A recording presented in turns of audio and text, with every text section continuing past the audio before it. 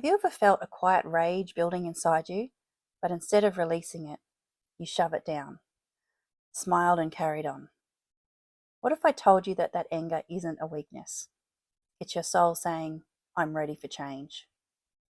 Hey, I'm Lauren, your aligned life mentor, using holistic feng shui and mindset to help conscious mums harmonize their souls and sanctuaries for more ease and alignment. Today I'm reading for you my latest blog, What Anger is Really Trying to Tell You, a holistic perspective on emotional tolerance. From physical tolerance to emotional truths. Last week we looked at what we're physically tolerating, broken, cluttered, make-do items that reflect the energetic signals we're unconsciously sending to the universe. You decluttered, noticed, and even downloaded the tolerance planner to begin shifting what no longer supports you. This week, we're going deeper, from the outer world into the inner. We're tuning into our inner guidance system, especially the role of one powerful, often misunderstood emotion that tends to surface when we're really ready for change: anger. Because it's one thing to overlook a broken cupboard door, it's another to overlook your own emotional truth. Emotions as a guidance system. Your emotions are more than reactions. They are our soul's GPS. They help you discern whether you are moving toward or away from the life you desire. When you start to feel anger or rage bubbling to the surface, it often means this: you are no longer willing to tolerate what doesn't serve you. Anger isn't bad, it's sacred. For years, I misunderstood anger. I thought it meant I was out of control, dramatic, or unforgiving. There is strength in accepting it and moving on. And as women, especially mothers, we're often conditioned to suppress it. But here's the truth: anger is a catalyst for change. When we say, I'm done, I can't tolerate this anymore, that's the voice of anger. Not as destruction, but as transformation. It's our body's way of saying, this no longer fits who I am becoming. Anger isn't shameful or destructive. When expressed healthily, it's sacred. It marks the tipping point between suppression and self-respect. It tells us, I don't want this any longer. We suppress it because society tells us it's not pretty, or because we're tired, or because we pride ourselves in being strong and unaffected. Society tells us it shows weakness if we can't control our anger. This mentality needs to change, but that's for another blog. But what happens when we keep pushing it down? We stay stuck in sadness, exhaustion, illness, or overwhelm. My personal story. My skin taught me what I was burying. Years ago, I experienced eczema so severe it left me raw, physically and emotionally. Recently, I was reminded of this time when having a conversation with a friend outside the local IGA. I'd recommended a Chinese herbalist who had helped me clear my severe eczema years ago. Her partner's eczema, once severe, had improved dramatically within a few months of treatment from my recommended practitioner, but occasionally it still returned.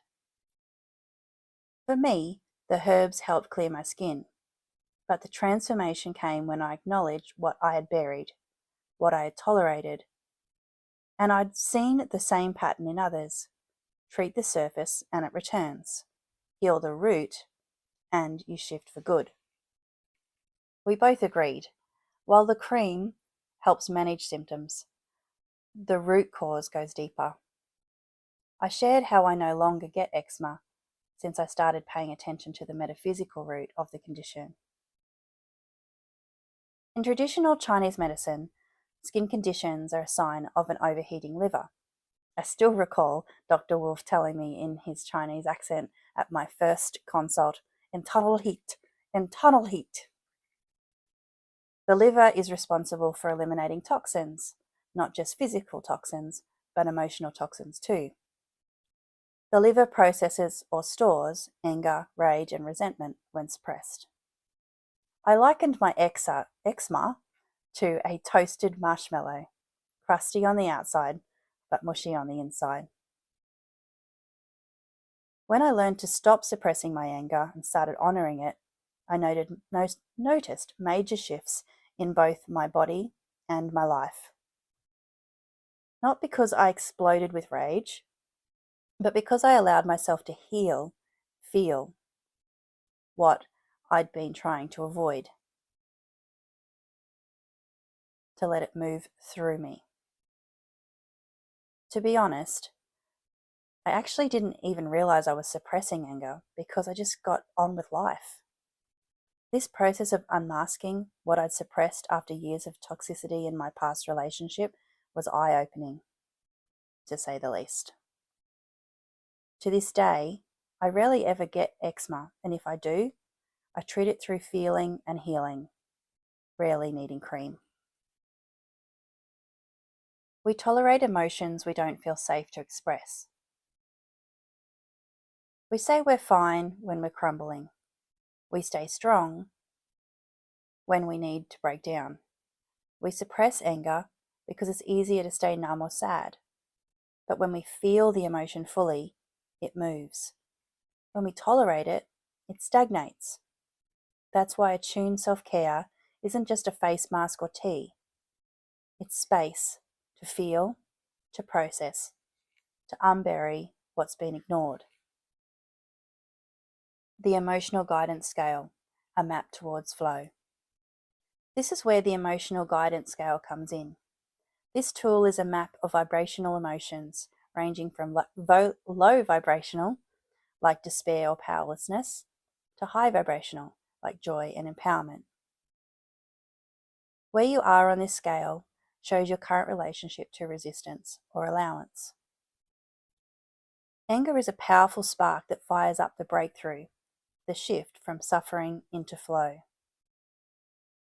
For example, powerless moves to grief, moves to anger, courage, hope, then empowerment. On the vibrational scale, anger sits higher than depression or despair. Why? Because anger means we're waking up. We're reclaiming power. So if you feel anger, that's not a failure of your healing. That's your signal. You're ready to rise. Use that fire as fuel, not for destruction, but for direction. When you feel anger rising, it's a sign you're no longer in tolerance. You're closer to courage than you realize. Anger isn't often the first step towards reclaiming your voice, energy, and truth. Sorry, it is the first step. It is the fire that clears the space for your next chapter. I will repeat that just to be clear. Anger is often the first step towards reclaiming your voice, energy, and truth. It is the fire that clears the space for your next chapter. Within the blog, you will see the emotional guidance scale ranking emotions from lower vibration up to the highest vibration. I encourage you, if you haven't already, to check out the blog, which is in the link in our description here. Currently, now available, is my Emotional Guidance Awareness Journal. If you want to explore where to sit on the scale, use our Emotional Guidance Awareness Journal to track and shift your emotions consciously. It's been uploaded just today.